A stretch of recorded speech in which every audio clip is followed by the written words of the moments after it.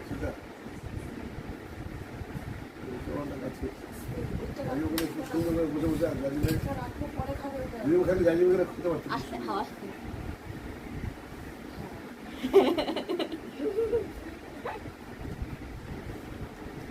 এখন না বট নাও তুমি জিনিসটা না হতো ভাই বলতে পারো কি হলো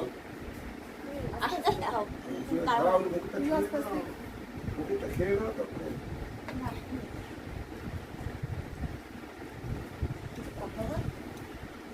রাতে খেতে হবে তো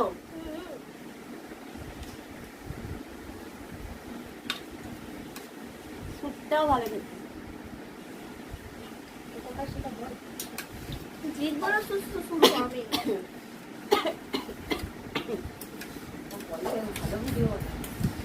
তুমি আবার শুরু করে দিয়েছো আস্তে আস্তে